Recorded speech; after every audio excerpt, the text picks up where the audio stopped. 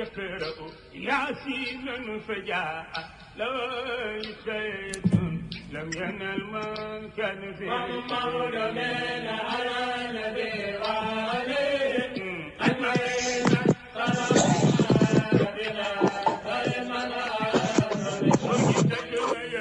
ياسين يقرأ ياسين فجاء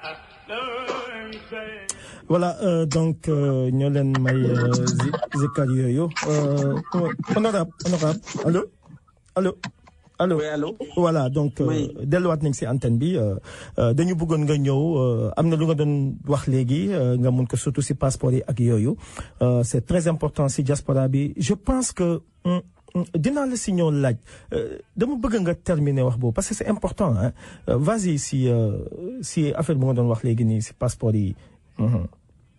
waaw xam nga dëkk bu fii ci Espagne dëkk bu ñu naan Girona fële ci booro Barcelone. waaw mu frontière France. depuis mois de novembre ba léegi le problème se pose dans le gouvernement du Sénégal.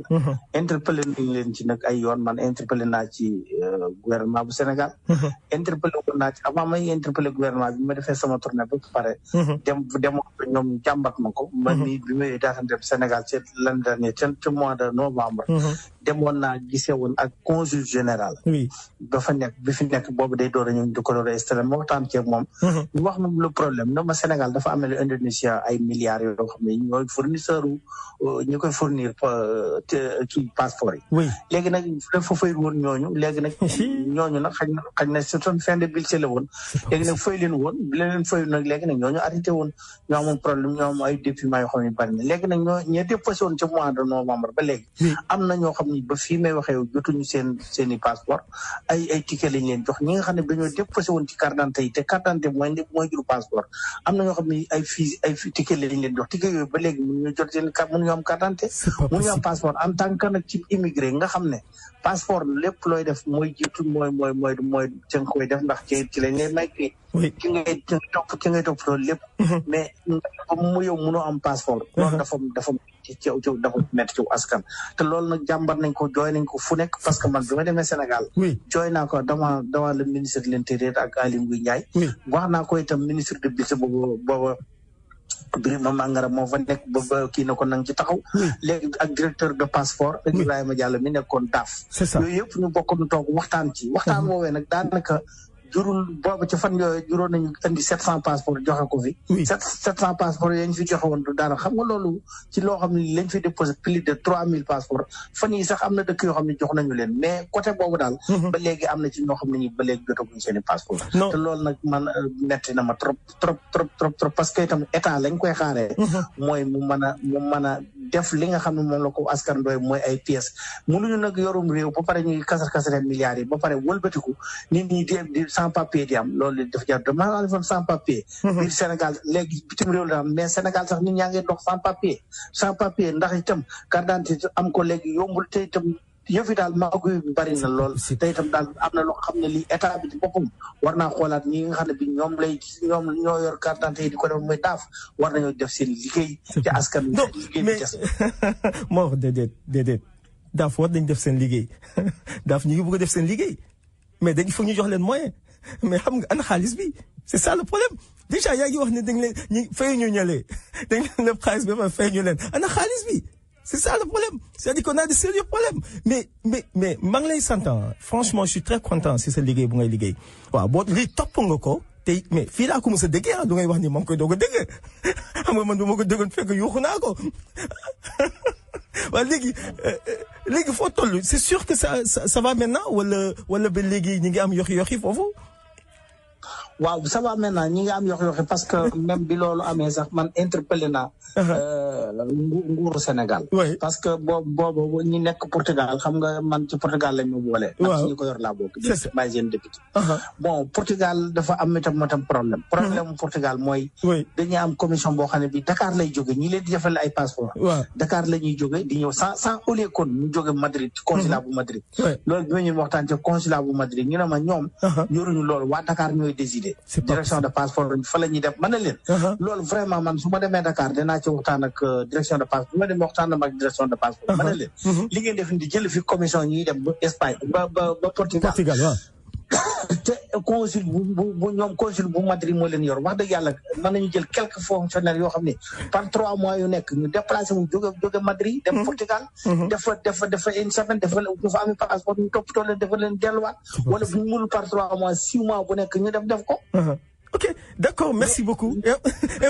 Information de taille. Je pense que ñi ñang ñuy déglu un peu partout dans le monde, ils savent très bien que lii c'est une bonne nouvelle ça. Xam nga lu ma yàgg nañ leen ko wax fii mais kay ma wax la fan beneen affaire.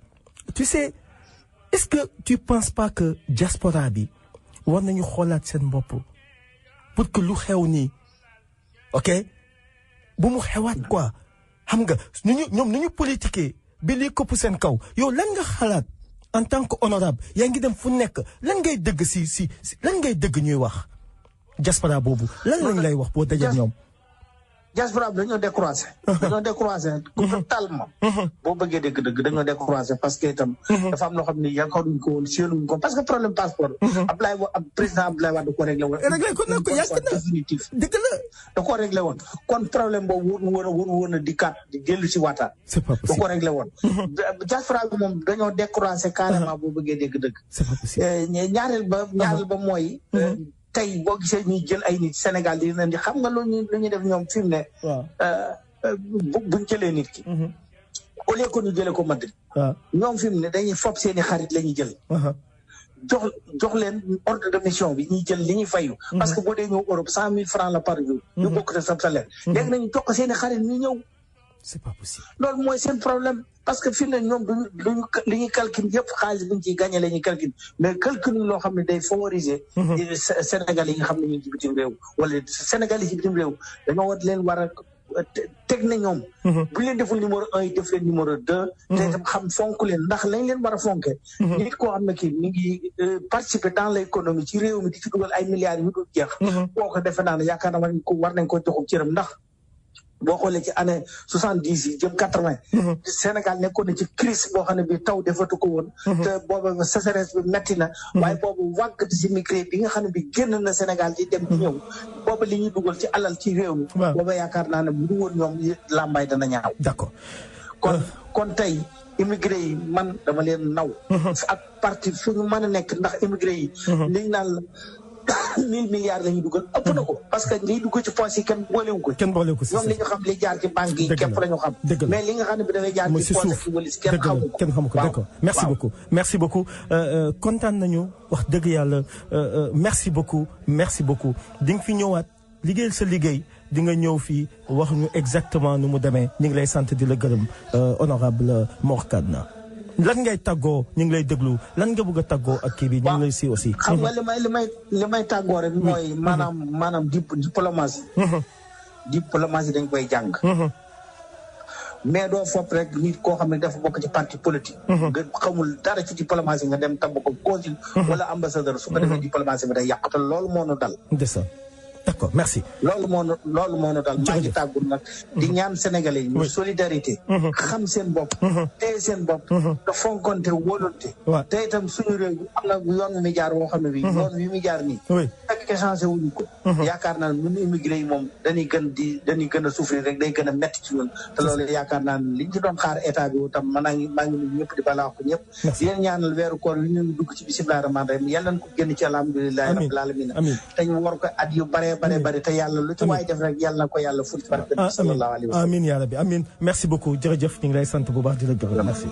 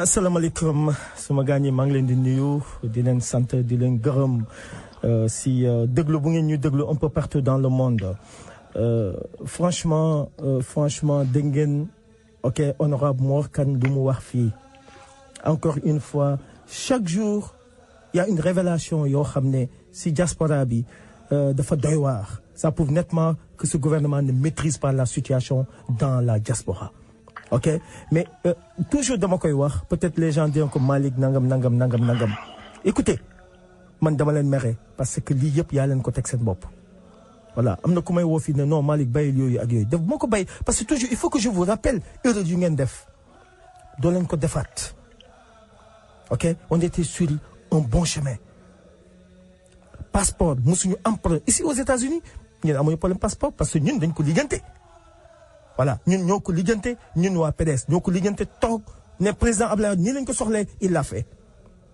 très sincèrement yéen ñu nekk Europe nag yéen ñu nekk Europe ak lu mu wax nii ak Allemagne lu ma leen wax fii jéem leen dem ngeen séquestrer ñii mu dem mu law si adduna bi affaire bi mun a réglé wu boo leen ko deful ok rien ne peut se régler le président Macky Sall il est dans de sérieux problèmes actuellement bëggatul histoire xam na ne fu mu ne nii bëggul histoire da ngeen koy teg histoire jóg leen ngeen teg ko fitna il veut de l'argent xaalis mënul dugg si Sénégal bi teg leen ko fitna boo leen ko tegul fitna nii la leen di xoolee da ngeen koy teg fitna mu seddal affaire yi parce qu'il a besoin de l'argent Sénégal bu amee fitna xaalis du fa dugg te bu boobaa moom du doxal merci ñu ngi ak suñu xarit suñu frère Alassane Djigo maa ngi lay nuyu.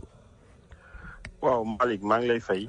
di la sant di la gërëm maa ngi lay bàyyi nga nuyoonte ak suñu xarit yi suñu auditeurs yi un peu partout dans le monde. waaw maa ngi delluwaat encore di nuyu sama xarit yi nekk foofu Amérique comme ni ma koy waxee toujours. c'est ça. di nuyu aussi toute la diaspora sénégalaise. di nuyu aussi ñëpp ñi lay déglu dans le monde. c'est ça merci beaucoup gis nga léegi Mor Kane honorable lu mu wax fii léegi je sais que tu es en direct yaa ngi seetaan yaa ngi aussi si line bi ok si diaspora bi nga nekk yàgg nga ko yuuxu yàgg nga def ay live si affaire yu mel noonu mais mu ngi gën a pire di pire mais nu mu demee noonu. waaw mais xam nga problème mu diaspora bi dafa nekk loo xam ne. dafa am loo xam ne daf fi amoon. mu nekk loo xam ne li ñuy woowee ministère des Sénégalais de l'extérieur. c'est ça. xam nga bu ñu defee ministère dafay am budget. xam nga. dafay am budget. ba pare am nutriti personnel bu doy. boo xamante ni dañuy liggéey ci wàllu woowu. te ñu professionnel aussi nekk si biir. voilà ñoom ay femmes ay techniciens ay ñoo xam ne xam nga. oui waxatuma la même bu dul loolu tamit. am na déjà benn ministère boo xam ne tamit mi ngi fi muy ministère des affaires étrangères nga xam ne. moom moo yor service consulaire yi. xam nga. léegi boo demee ba nga xamante ni ministère des affaires des Sénégalais de l'extérieur. da nga ko dindi. donc yow amputé nga affaire bu rëy boo xamante ni danoon toppatoo affaire Sénégalais de l'extérieur yi. c'est ça xam nga même bu fekkente ni nii ñoom ñoo yor ay service consulaire ak yooyu. xam nga mais ministère des affaires étrangères bi nga xamante ni moom moo yore service consulaire yi. bu fekkente ni nag ñoom. defuñu seen liggéey. loolu tamit beneen affaire la. xam nga. mais quant à nag affaire député yi. man bon waxoon naa fi li nga xamante ni moom laa kii si député yi. mais problème bi mooy député yi ñoom benn nit lañ yoruñu budget. boo xamante ni dañ ciy liggéeyal Sénégalais de l'extérieur yi. xam nga yoruñu budget. ñoom benn nit lañu. ba pare en plus la plupart du temps ñi ngi Sénégal ci Assemblée nationale. donc ñoom pour que ñuy def va-et-vient yi. joxu leen budget bi. xam nga xam naa ne bu fekkente ni am na billet yu ñu leen di rembourser. warul doy xam nga. d'accord voilà donc loolu affaire boobu nekk na loo xam ne. pour que ñu defaat ko. il faut que ñu delloo si xanaa ministère des Sénégalais de l'extérieur. nga xam ne moom. dana mën a bu fekkente ni am na ay gàllankoor wala ay dara. moom mën na def pression sur ministère des affaires étrangères nga xam ne mooy service consulaire. c'est ça je pense que li nga wax nii c'est une très bonne idée xam nga lu tax parce que le président l'avait Abdoulaye Wade te gis naa ministres yooyu yëpp yàgg naa daje ak ñoom fii gis nañ seen liggéey bu ñu deful seen liggéey wala ñu gis ne Diagne dañuy teg pression ci ministre bi parce que dina xam ne pression boobu mën na tax mu daanu te donc il va faire son travail et il va rendre compte au président ou bien ñun diaspora bi ñooy jàkkaarloo président ne ko écoute ministre boo fi teg nii ak nii ak nii je pense que loolu moo tax quand le président Abdoulaye Wade était là sérieusement diaspora bi amoon na jàmm amoon na loo xam ne vraiment amoon nañ ko ok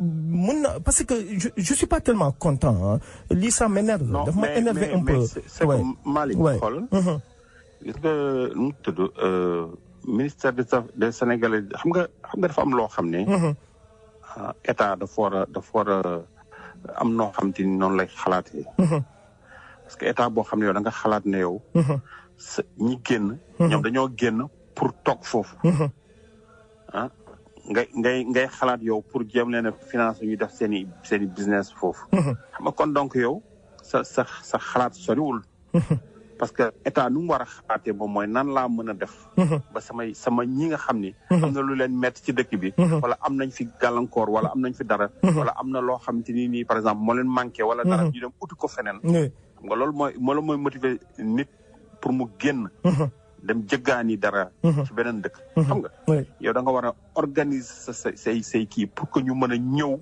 mën a tekki ci dëkk bi nga xam ne dootuñu am soxla jëggaani leneen beneen dëkk c'est ça voilà xam nga loolu noonu la état war a xalaatee quoi c'est ça mais état boo xam ne yow da ngay xalaat pour ñi nekk foofu ñu pérenniser wu foofu wala par exemple ñu créer leen ay problème ñu ñibbi si sans pour autant que ñu mën a tekki foofu ñuy tekki fii xam nga loolu dafa ñaaw état bu koy xalaatee du xalaat bu baax wax dëgg yàlla nañu dellu parce que on a toujours dit ça et on l'a répété encore une fois ok waxoon nañ fi affaire du dialogue bi waxoon nañu ne dialogue bi écoute na opposition bi toog parce que dialogue bi c'est amul sax sens ok le président Macky Sall il a gagné 58%.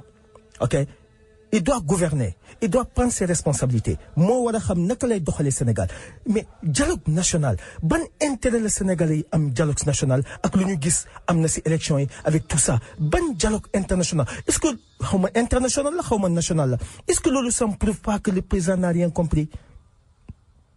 non mais xam nga comme ni ñuy wax rek. nit ki boo defee sa tooxi doona da ngay jéem a ut ñoo xamante ne nii par exemple ñoo lay defal. wala boog ñoom ñoo lay protéger. wala boog au moins danañ indi maanaam calme boo xamante ni yow sa tooxi doona boobu. kenn du la ci créer yenn situation yi. xam nga parce que élection yi. nekk na loo xamante ni nii par exemple moom moo indi dialogue bi. parce que dialogue bi dañ ko indi pour maanaam defale ko boom Sénégalais yi maanaam benn boom seen maanaam serale ko seen xol yi quoi. pour que maanaam calme bi amoon. continuer xam nga. loolu moom moo indi dialogue bi mais dialogue bi def Macky Sall defu ko parce que dafa bëgg dëkk bi situation bi. avancé wala dara non. da ko def pour defale ko nit ñi. defale ko politiciens yi. wax ne bon maanaam li nga xam te ni nii moom ngeen gis nii mu am fii. quelque part danañ ko saafara. xam nga la preuve li ñu njëkk a woote moom mooy affaire maanaam au lieu de ni mu waxoon ne dialogue national. fi nekk nii. dafa retourner affaire bi dans un premier temps nii dialogue politique lay def parce que. dootul fi mu ne nii waxu dialogue national sax kenn waxatu ko. dialogue politique lay def. parce que politiciens yi la woo. boo gisee lettre bi nga xam te ni moom la Aly Ngouille Ndiaye bind. lu leer la ci wax. nee na pour que dans un premier temps ñu wax ci li nga xamante ni nii. mooy Ali Kalla ji quelque part. moom mooy nu mu tuddati ñu wax ci wàllu ay loi électorale ak ay processus électoral. ci loolu la wootee te après woowu ci keneen nee na soxlawuma ci kii nu mu tuddati ay population civile soxlawuma ci ay beneen acteur boo xam ci mouvement ni rien parti politique la soxla ki nu mu tuddati légalement constitué xam nga maanaam exclure képp koo xamante ni rek yow mouvement nga yor wala par exemple association wala syndicat wala loo mën a yore man woowuma la ci man ñun dialogue la ñuy def boo xam ne entre politiciens. xam nga maanaam et puis de ñi nga xam te ni dañoo yor ay partis politiques légalement constitués. xam nga ne loolu déjà dafa clair. maanaam benn dialogue politico-politicien la quoi. waaw boo xam ne ñun suñu biir te nag foofu dama fay sauter moo wax benn affaire. oui parti légalement constitué. mais ñoom. ban légitimité rek lay laaj. ñoom ban légitimité la leen constitution bi jox wala loi jox. ba ñoom ñu war a mën a taxaw ñoom kese ñoom waxtaanee dëkk bi ñi des ci dëkk bi pour toute la population yi nga xam ne. ñoom ñooy électeurs yi wala. situation wala association yi wala dara.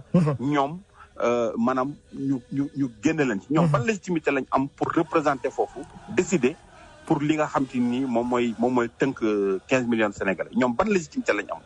mais bu doon waxul légitimité nañ def assemblée nationale. ñooñu ñu am sax benn semblant de légitimité bu fekkente ni nii même élection législative dañ ko sàccoon. c'est ça xam nga. mais au moins bu fekkente ni nii yow da ngay seet ñu am légitimité. mais sam waay booleel toute la population te loolu daf fi mu may delloo si moom mooy. man dialogue bi ànduma ci. parce que li buñ doon wax ne ñoom par exemple. nu mu tëddati dialogue bi li tax ba man ànduma ci parce que man gëmuma dialogue bi nga xam te ni moom lañ nar a def. parce que man lu ma gëm. moom mooy nañ def benn débat national.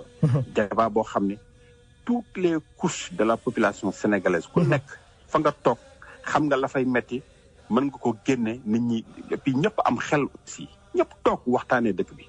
mais loolu lu ngay wax nii. lu ngay wax nii pour ñu def ko dafay war a loolu pour mu am day am crise politique mais on n'a pas de crise politique lu tax ñuy def loolu lu tax ñu koy def pourquoi ñuy dugg ci situation bi. waaw crise politique bi moom mooy li ñu fi waxoon rek parce que bu fekkoon ne par exemple ñoom. crise politique bi opposition bi créé woon na ko. oui moom mooy li nga xam te ni moom laa fi waxoon ne nañu def gouvernement parallèle bi. oui man ma waxoon yow tuddee woon ko gouvernement d'union nationale. oui dam ne mais loolu ñoom buñ ko defoon. oui tey jii nii Macky Sall li nga xam te ni moo ko puus. ba mu xëcc ne dañ def dialogue kon dana ko puus ba nga xam te dina leen woo ne leen nag lan lañ war a waxtaanee. waaye comme moom ñu ngi ko bàyyi muy déroulé. yaakaar ne moom nit ku sincère la. nit ku honnête. dam ne ñoom dana leen tegal li nga xam te ni moom moo ko neex.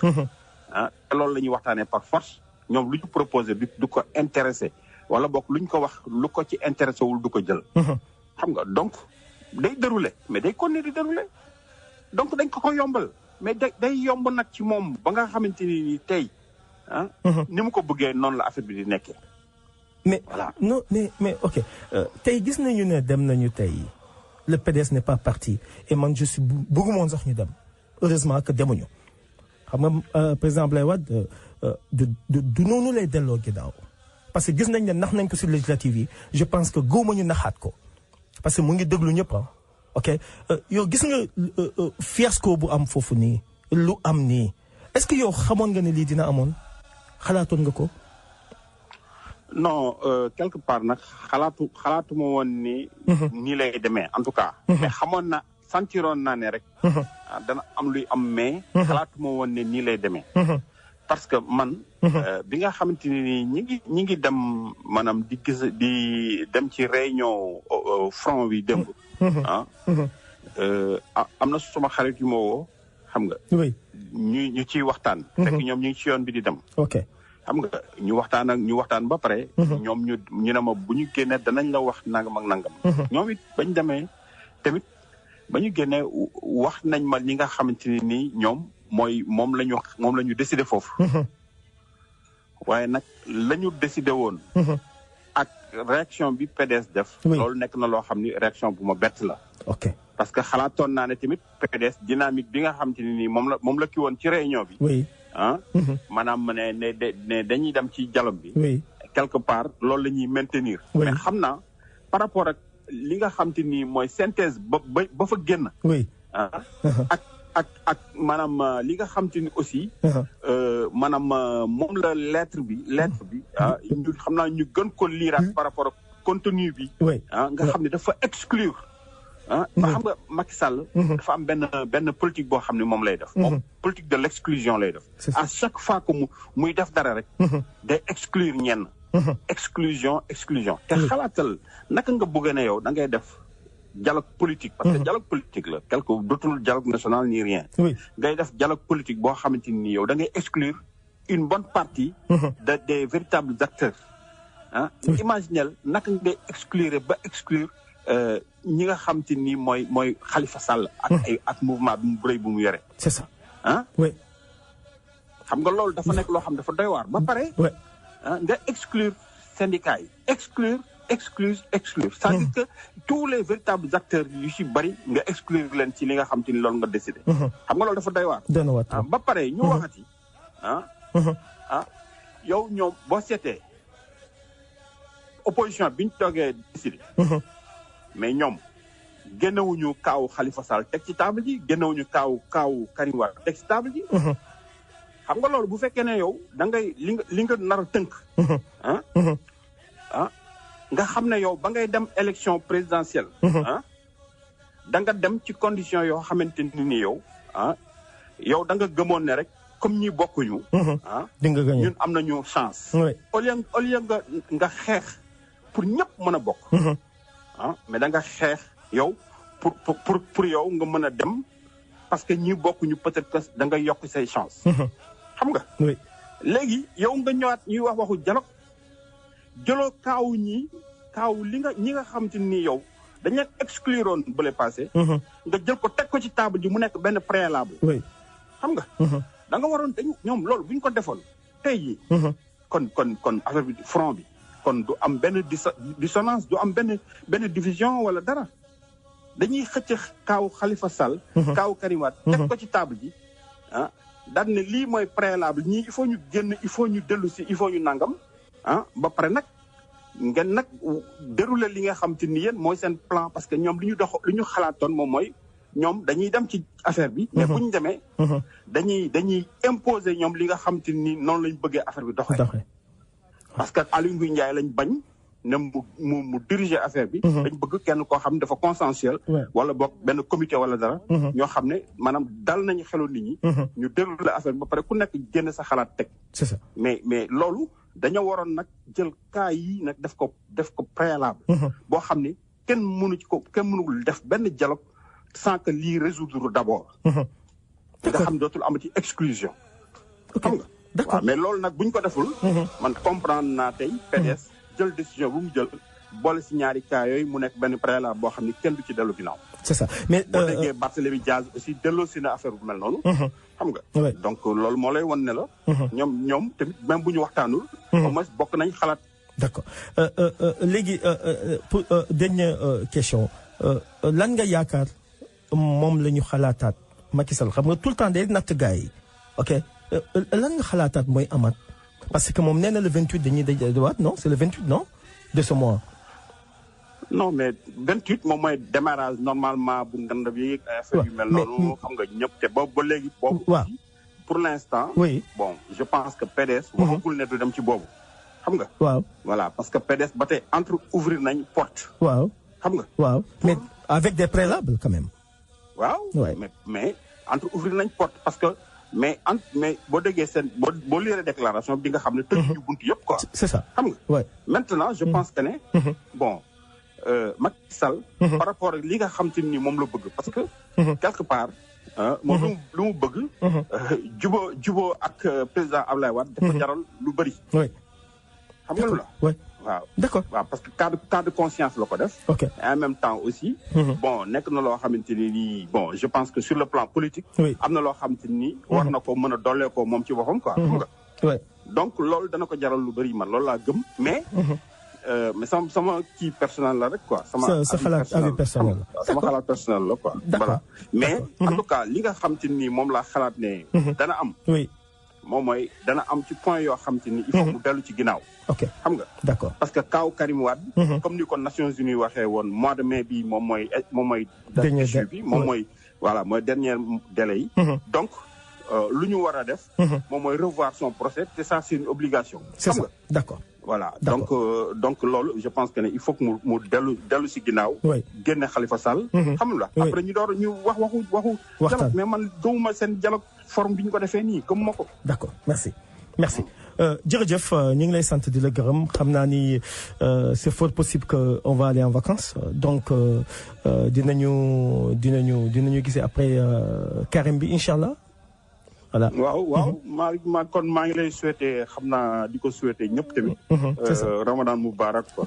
baax na jërë ngeen jëf. merci thank you Assane Djigo suñu xarit suñu lépp donc moom moo doon def analyse bi si actuellement nii si dialogue bu am nii comme nous on l'avait dit effectivement nii lañ ko prédité woon mais maa ngi ñëw rapidement jëm si Baba Thiaw très important toog leen ngeen déglu très très important am na affaire yoo xam ne il faut ñu waxtaanee ko ak yéen.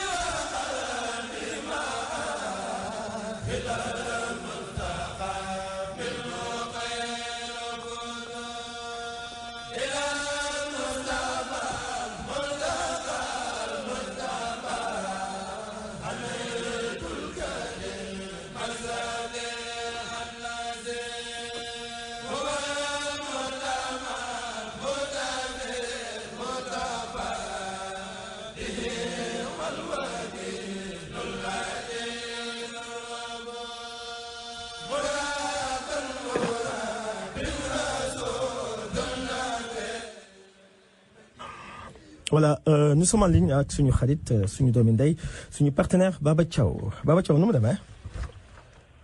waaw ça va bien Malick ça va alhamdulilah sant yàlla alhamdulilah. jërëjëf ñu ngi lay sant di la ne Ramadan Moubarak di la ñaanal jàmm si carême bi di ko ñaanal aussi suñu xarit yi ñëpp ñu ñuy seetaan fii si Facebook. naka carême bi mbaa ça s'est bien passé quand même mu ngi commencé normalement mbaa tàngu leen rek Sénégal. waaw gannaaw surtout à Thiès. non sant yàlla alhamdulilah bi ñu ko fekkee. sant yàlla alhamdulilah. mais Baba xam nga d'habitude wax dëgg yàlla d'habitude on fait des analyses ñu ngi waxtaan suñu biir ñu ngi andi ay preuves ñu ngi andi loo xam ne wax dëgg yàlla ñu ngi koy wax à l'avance ñu ngi ko fi wax le lendemain une semaine après dinañu gis ne mu ngi matérialisé wu foofu si côté gouvernement bi côté Sénégal parce que tout simplement c'est-à-dire que on peut être en avance avec les gens sur les gens xam nga lu ma lu ñuy gis la lu ñu xam la si lu ñuy liggéey la avant ñuy ñëw fii si rajo bi c'est très important Baba dama bëgg ñu dellu tuuti ginnaaw affaire syndicat yi dama bëgg nga déglul ma dinaa la tegal lii rapidement nga déglu ma kii Suzanne Camara la après ma ñëw ak yow. mais aussi je le dis ci Macky Sall laa bokk moom laa gëm moom laay jàppale premier ministre Boun Abdallah Dionne maa ngi ci ginnaawam tey maa ngi ci ginnaawam ëllëg gouvernement bi même chose waaye nag bi fi Macky Sall toogee ba léegi nguuru Macky Sall dërëm jokkuwul ci jàngalekat yi loolu du yoon Ablaye Wade ànduma ak moom Macky Sall laa àndoon ak moom di xeex fajar di xeex suba chaque année dina am lu yokk ci jàngalekat yi. chaque année ci nguuru Wade chaque année dina am lu yokk ci jàngalekat yi ci xaalis man maa la wax loolu payoor 10 000 francs wala 15 000 francs. c'est pas possible.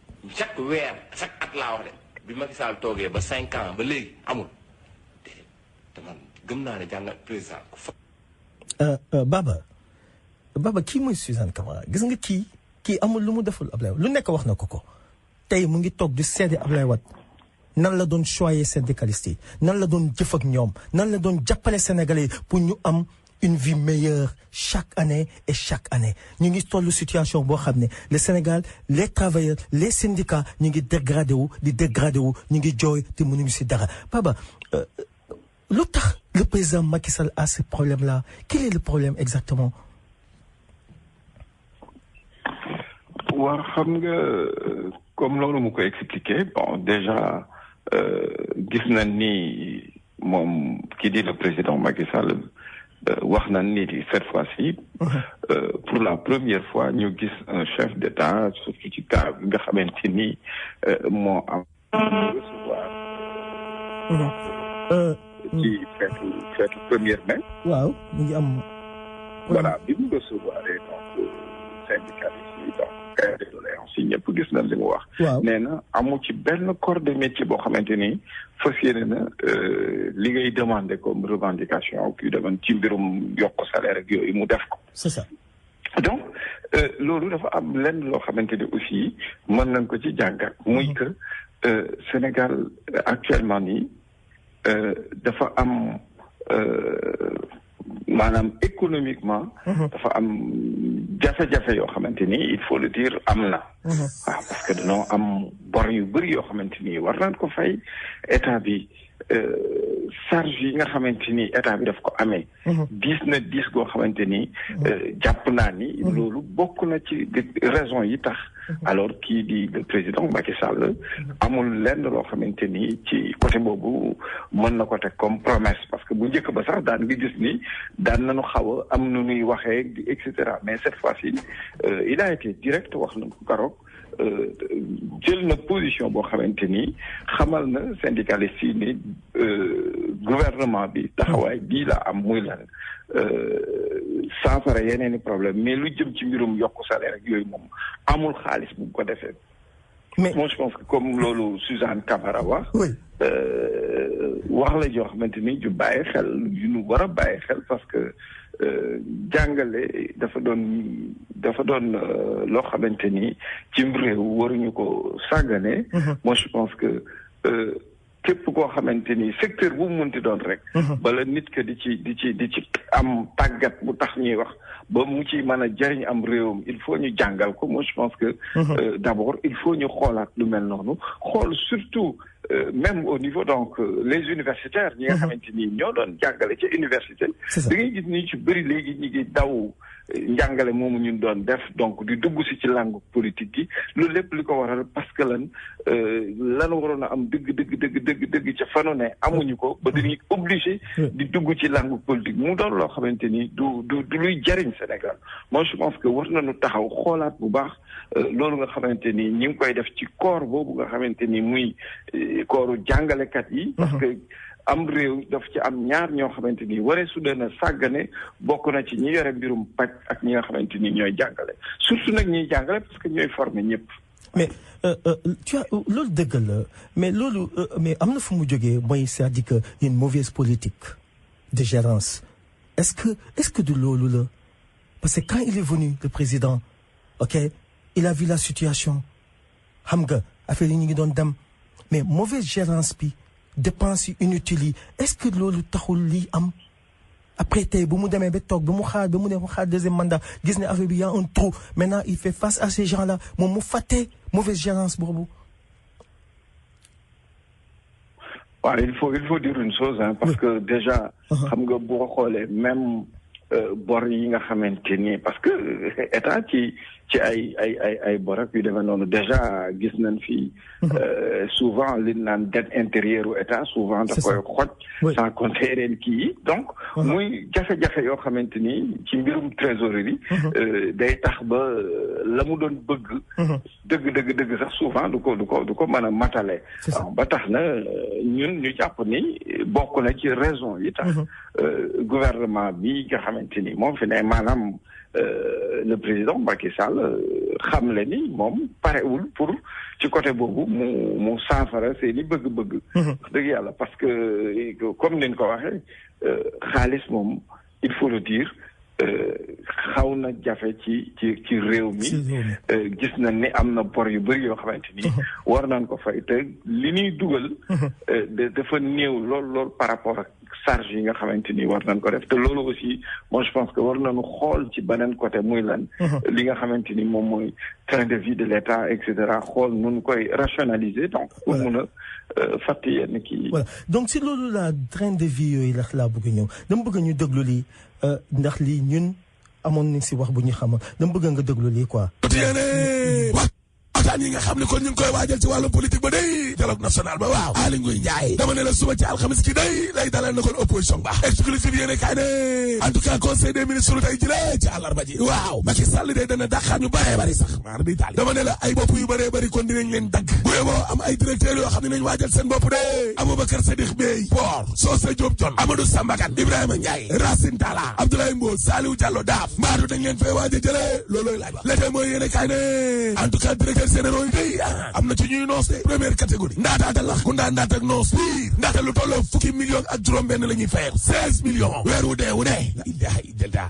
waaw te nag ndàmpaay yaag yooyu tamit ñu nga ca biir ay mais Baba ay directeur de cabinet yoo xam ne ay non pas des directeurs mais directeur de société yi directeur yoo xam ne société nationale yi ñooy directeurs yi gis nga lu ñuy fayeeku Baba dama bëgg nga ñëw si rapidement après ma tegal la loo xam ne lii nous l'avons analysé ici waxtaan nañ ci directeur yooyu est-ce que loolu lii bokk si mangelance boo xam ne tey suñu xaalis dañ ko doon noosee ba tey ñu gis ko gisuñu ko woon mais ñu ngi koy doog a gis sax.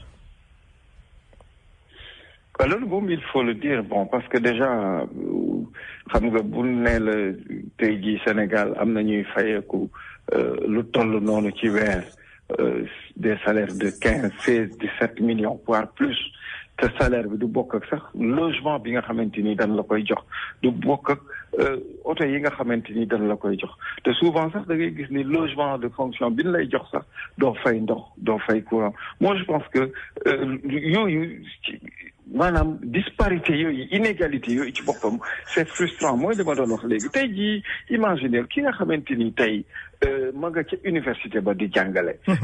xam nga amul sax salaire 1 million. waaw mais attends Baba balaa ngay ñëw balaa lay jël. Baba déglu ma dama bëgg a déglu analyse bi bu ñuy defoon avant lii di ñëw ñu wax après dinañ leen wax exactement yan société ñooy am xaalis boobu les directeurs là dama bëgg nga déglu yow sa analyse bi bu ñu doon wax la dernière fois ce qu'on avait dit sur ça. ji nga xam ne mi ngi doon exercer donc le pouvoir ici au Sénégal. di le président Wade parce que il faut le dire jamono ji nga xamante ni mi ngi doon exercer donc le pouvoir ici au Sénégal wax dëgg yàlla li ñu gis mooy li mu doon am mi ngi ko doon bokk ak ñu bëri donc tey bu nekkee ci situation yu mel nii je pense que l'État du Sénégal war na xoolaat ni muy def parce que il a un cabinet de 9 millions yooyu soo xoolee pratiquement ñi nga xamante ni ñooy assurer sécurité am ñeneen ñi nga xamante ni aussi dañoo nekk ci cabinet bi su leen ci fayee ak yenn kii je pense que ni lay des ci 9 millions yi du bari d'autant plus que gis nañu fii des directeurs généraux yoo xamante ni ils ont des salaires de 15 millions 16 millions voire plus même moi je pense que loolu mooy li nga xamante ni lanu war Baba semaine passée la ñu waxoon ne la ñu demoon def analyse bi c'est-à-dire au moment où le président Ablaye Wade les deux anciens présidents ñu ngi leen di fay 9 millions par mois ok on a des directeurs généraux yoo xam ne 15 à 16 à 17 millions lañ leen di fay ok xoolal disparité boobu ok te ba pare ñoom ñu ngi dund bi tey ñu ngi am problème pour fay xaalis ñoo xam ne tey ce sont les syndicats ñoo xam ne ñooy doxal Sénégal ñoo xam ne tey ñoo nekk ci affaire bi loolu c'est dangereux. Effectivement boo gisee souvent tension sociale souvent di am ci réew yu mel nii la xam nga c'est frustrant mooy li ma doon wax léegi yow da ngay gis tey ji koo xamante ni te foofu noonu aux États-Unis ñan lañu gën a soyé mooy ñi nga xamante ni ñoo yore mbirum pàcc mi parce que déjà lu am solo la ci réew donc ku mel noonu tey jii imaginer tey koo xamante ni c'est un médecin te jumtukaay maanaam jumtukaay yi mu war a liggéeyee sax joxuñu ko bu baax tey gis nañ fi Sénégal ñu bëri bu ñu bëggee am pàcc mu tax ñuy wax te yàlla may leen ñu amee moyen dañuy obligé sax jël avion génn Sénégal pour dem faju ji pourtant personnel bi nga xamante ni ñi ngi nekk Sénégal ils sont aptes ils sont qualifiés Maroc yi nga xamante ni mbirum chirurgie xoolal liñ ciy liggéey pourtant seen étudiants yi fii lañ leen di former moi je pense que ressources humaines bu tax ñuy wax Sénégal am nañ ko mais le problème mooy il faut ñu xool nan la ñuy corriger yenn yi parce que tey jii mënoo nekk ci yenn corps de métier yoo xamante ni li ngay daj kenn xamul nu mu demee soit yaa ngi ci njàngale mi wala yaa ngi ci paj mi wala yaa ngi ci yeneen secteur yoo xamante ni tey dafa am njariñ lu mu amal Sénégal mais da ngay gis ni ñooñu dañuy am jafe-jafe pour waxuma sax salaire bu bon bu ñu leen di fay mais pour ñu jox leen sax matuwaay yu ñu mën a liggéeyi pour mën a def correctement seen liggéey à côté nga gis comme noonu ñu ko waxee ñoo xamante ni un directeur général koo xamante ni tey il a un salaire de 17 millions. xam nga 17 millions yoo xamante ni yeneen avantages yu bokk ci mais tu te demandes ban ci ban Sénégal la ñu ne. mais xaaral ma jox la ban Sénégal la ñu ne. mais ma jox la ñoo ñaan la ñu ah ARTP directeur bi 16 millions lay fayeeku oh là là. Voilà bon kii bi dem non je sais pas ARTP ak ñeneen Baba 16 millions 17 millions la ñuy fayeeku loolu xaalis poté mais ak way bëri nañu ak lan ak avantage yi ñaari oto xam nga essence ak tout ça et tout ça syndicat yi revendiqué nañ ko sax wax nañ ne mais attention Macky Sall lu mu wax 2017 ak lu mu wax tey mais du benn donc ñun si loolu lañ dëkk wala. Ah mais effectivement parce que aussi tam il faut ñu xool moi je pense que actuellement nii état bi moom moo war a analyser clairement li nga xamante ni moom mooy train de vie bi nga xam moom la ñuy mëne gis nañ sax kii di le président jéem na di wax ni nanu xool nu ñuy rationaliser donc yenn dépenses yi lu jëm ci mbirum facture ndox yi ni yàq lu jëm ci mbirum téléphone xam nga bëri na secteur yu bëri yoo xamante ni gis nañ ni ñii ni nanu xool nu ñuy def mais attends mais man li may wax mooy waaw vas-y d'abord oui vas-y terminal ma ñëw si question bi vas-y suñu xooloon ni tey jii am na tey jii lu ay agence ak yu kenn xamul yoo xamante ni ñu ngi koy créer te amul benn njariñ moi je pense que nanu xool ci côté boobu nan la ñuy def pour gën a sakkanal loo xamante ni Sénégal daf ciy gën a gis boppam maanaam fexe aussi ba yenn corps yooyu moo xam muy jàngalekat yi moo xam muy ñi nekk ci mbirum paj mi nan la ñuy gën a saafara seeni problème gën leen a taxaw parce que lu ko may ay jafe-jafe rek lay indi ci réew te lii nga xamante ni mooy taxawaay bi président am man ragal naa ca kanam mu jur fitna parce que imaginel syndicalistes yooyu yëpp ku ci ne ak say doléance nga taxaw doon def ay revendications ñu taxaw xamal la carrément ni la lii du lenn luñ ciy jëm moi je pense que boo deful ndànk ci ay fitna la nar a jëm Malick d'ici quelque temps mais Baba d'accord président bi tey lii la ko wax mais bu mu ñëwee si pouvoir bi sénégalais dañu demandé woon nañu auditer xam nga président Abdoulaye Wade ak gouvernement ñu fi nekkoon ok assemblée nationale palais bi ministère yi direction yi il avait dit que mais bu mu xoolee ak ñoo xam ne ce sont des travaux fictifs mais defoon nañ ko fii mais ana loolu lan la jur mais dafa mel dañ si delluwaat parce que c'est politique est-ce que ñun si encore foofu oui foofu loolu noonu aussi man wax dëgg yàlla oui man mënuma ko gëm parce que xam nga boo nee par exemple Sénégal am na liggéeykat yoo xam ne bi ñu defee audit bi oui ñi nga xamante ni ñi ngi ni woon dañuy liggéey nekk ay fonctionnaires bi ñu audité ñu ni des milliers de personnes yoo xamante ni c'était des agents fictifs moi je pense que ñooñu suñ ko saytoo ba jàppoo leen xaalis boobu nga xamante ni ñi ngi leen doon fay waaw ñi ko doon fay ñooñu waaw xaalis boobu kon Sénégal daf ci war a gagner ay milliards. wax dëgg yàlla oui. te man lenn seetlu naa ko maa ngi ko doon bàyyi xel. doon ko topp mais gisuma fenn foo xamante ni xaalis yu mel noonu.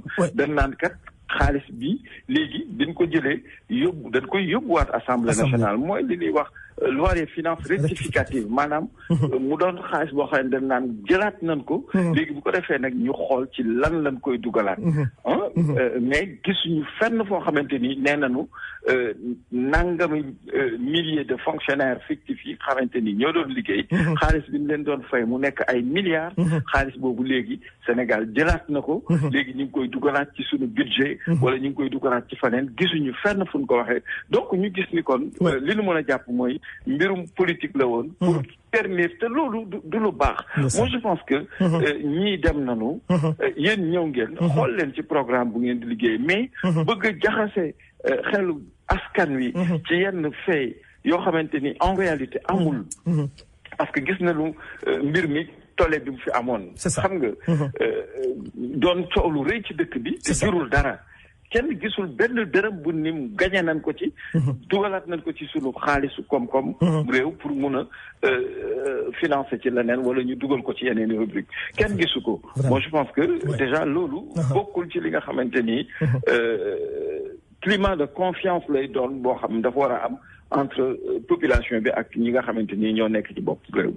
c'est dangereux et ñu ngi si mooy fitna bu ngay wax nii ma ragal naa ne jour à venir peut-être mun na am mu am parce que syndicat yi waat nañ ko nee nañu dinañ ko diggaale ak le président Macky Sall ak gouvernement léegi ñu ngi xaar bu dee ñoom mat nañ ko parce que est-ce que ñoom gëm nañ ne ñoom tey syndicaliste yooyu est-ce que gëm nañ ne ñoom tey mun na am président bu mun a jógee si ñoom Baba est-ce que ñoom xalaat nañ loolu boo xalaatee le cas du Brésil ak ñoom Lula ak ñooñu xam nga parce que ñu dem ba gis nga Lula ak lu liggéey bu mu def foofu est-ce que ñoom syndicat yii ñu nekk Sénégal est-ce que xalaat nañ ne ñoom tey il peut avoir un président parmi eux aujourd'hui si vraiment ils sont unis et sérieux. Effectivement, mais aussi tam da ngay comprendre que ni xam nga fii. souvent syndicalistes yi ñu ci bëri da ci am ñoo xamante ni. dañuy maanaam dañuy jéem a profité ci moment boobu noonu. pour di jéem a am yu ñuy régler loolu mooy li nga xamante ni moom moo tax ba. combat yu bëri ñuy mëne du mën a prospérer du mën a dem. parce que bu fekkee ni am nga benn moyen de pression. da ngay gis ni souvent ñu ci bëri état da leen di xool nu mu leen di géré wala yu demee noonu. moi je pense que loolu d'abord aussi question d'éthique la il faut ñu xoolaat nan ni ñuy xam ne ñoom dafa am ñu ñuy taxawal di leen kaasal muy lan ay liggéeykat yoo xamante ni am na confiance ci ñoom. ñëw syndiqué moi je pense que li ñu war a def mooy toujours di jiital intérêt ñooñu nga xamante ni dañ leen a wóolu pour ñu xeex ay revendications yoo xamante ni dafa bokk ci liy gën a indi ay peut-être ci seen liggéey. moi je pense que bu ñu xamee mission bi nga xamante ni moom lañ leen chargé. dina tax ba dinañ am beneen taxawaay. am noo xamante ni tey jii gouvernement bi du am nenn fu muy jaar pour mun leen a corrompre pour nu mu tuddati fragiliser leen parce que gis nañu. lu mel noonu nga gis ni souvent da ngay gis sax ni souvent état am na moyen sax créer yeneen syndicat pour jéem a contrer syndicat yi existé. moi je pense que il faut ñu xool nan la ñuy organiser woo pour mun a de concert mener un combat légitime pour taxawu carrément comme il se doit liggéeykat yi nga xamante ni ñoom lañuy revendiquer donc c'est des droits. c'est ça dese nañu 5 minutes képp koo xam ne rek am na loolu laaj mën nga woote donc nga dugg ci waxtaan bi Baba politique bi mu ngi commencer jaxasoo tuuti ok lu ñu gis ni président Abdoulaye Wade bañ na participer ok si dialogue national bi soi-disant dialogue national comprendre ok président Abdoulaye Wade lan nga xalaat si moom situation bii nii. Bon, xam nga nag connaissant le président Abdoulaye Wade soo xoolee ba léegi hormis communiqué bi nu génne ba léegi da ngay seetlu ni wax dëgg yàlla li mu def mooy ki mu xalaat mooy Aly Ngouille Ndiaye maanaam d'accordul ci Aly Ngouille Ndiaye présider première rencontre bi nga xamante ni moo war a am entre ñoom pour ñu doog a mën a xool nu ni taxawee ci dialogue national foofu aussi di wax ni liñ ci jàngat mooy déjà kon su fekkoon ni parce que position bi nga xamante ni moom le président Abdoulaye Wade taxawee rek liñ ciy jàngat te da ngay gis ni aussi amul fenn fu mu attaqué le président Macky Sall donc nga gis ni kon mbir mi lenn la mooy ni nga xamante ni moom le président Macky Sall démarré dialogue bi donc daf ko faussé parce que su fekkee ni kii di Aly Ngouille Ndiaye parti yi nga xamante ni ñoo bokkoon ci élection yi ou bien ñi ngi doon waaj a bokk ci élection yi ñoom ñëpp unanimement dañ ni d'accord ñu ci kii di premier xawma le ministre de l'intérieur moi je pense que déjà ku mel noonu comme ñoom reconnaître ko gëmuñu ko je pense que tey soo bëggee ñëw mu nekk l'interface entre yow ak ñi nga xamante ni ñoom ñooy nekk ci opposition bi pour ñu démarrer dialogue moi je pense que déjà rek est-ce que vraiment sincérité boobu nga xamante ni moom lañ doon xaar ci dialogue national bi est-ce que am na parce que jàpp naa ni le président Macky Sall bu fekkoon ne réellement dialogue national bi bëggoon na carrément mu doon loo xamante ni lu dëggu la loo xamante ni dinañ ci am réussite moom je pense que am na nen nun ko doon war a démarrer lu dul tey ji Aly Ngouille Ndiaye parce que ñenn ñi bu ngay gis ni sax am na ñoo xamante ni waajoon nañu pour dem mais ci dernier moment bi dañu woon dañuy yónnee ay ndaw mais mujj ñu dem parce que lu tax parce que dañuy dem ba mujj gi dañ naan mais ñun ay chef de parti la ñun dañu participer woon ci ay élections. kii fi ne woon tey di kii fi nekk tey président moom lañ doon joganteel. Aly Ngouille Ndiaye du sunu morom moom il est là c'est un exécutant donc dafa am lu bëri loo xamante ni. moom mooy tax ba dialogue boobu noonu da ngay gis ni ci départ bi rek faussé na. D'accord. Parce que tey jii suñu gisee ñi nga xamante ni ñooy parti yi gën a représenté wu ci opposition bi. teewuñu fa. da ngay gis ni kon ci départ bi rek raté nañ ko te gis nañ ni. président Abdoulaye Wade position bi mu am. xëy na bu fekkoon ni démarré wuñu woon dialogue bi. ak kii di Aly Ngouille Ndiaye xëy na doon na ca wuy ji parce que ba léegi da ngay gis ni. waxul luy. D'accord. Parce que conditions yi mu teg tey jii jàpp naa ni. Baba kii di le président Macky Sall. mun na ko satisfaire. pour que dialogue bi. mun a aboutir. mun a aboutir bii mooy suñu dernière émission. si attends je répète rapidement bii moo war a doon suñu dernière émission gaañi. J'ai perdu Baba, je l'ai perdu. Xamna, c'est dommage, je l'ai perdu. Si je m'entends moo jeex. Kii mooy doon suñu dernière émission 6 mois bi. Nous reviendrons après carême bi. OK? Kontaan si yéen déglu bu ñuy déglu ñu ngi leen di ne happy Ramadan. OK? Mubarak, Ramadan Mubarak. C'est dommage, je ne pourrais pas joindre Baba. Mais sinon mun na leen tàggu mais man maa ngi koy def dina leen ñu ngi leen di souhaiter bon Ramadan. Du ñu mën a ñëwaat si jusqu'à après Ramadan bi. On va continuer les analyses dañuy changer waat beneen stratégie boo xam ne ñu ngi ci diaspora bi mais dinañu gën a ñëw à l'intérieur du pays les ressources naturelles les ressources minières yoo xam ne moom la Sénégal am ak yeneen koom-koom yoo xam ne mu ngi ci loxo Sénégal te ñu ngi ci muñ dund dinañ leen ko analyser andil leen ko merci beaucoup kontaan nañ ci yéen gaañi babaay maa ngi leen di sant di leen gërëm.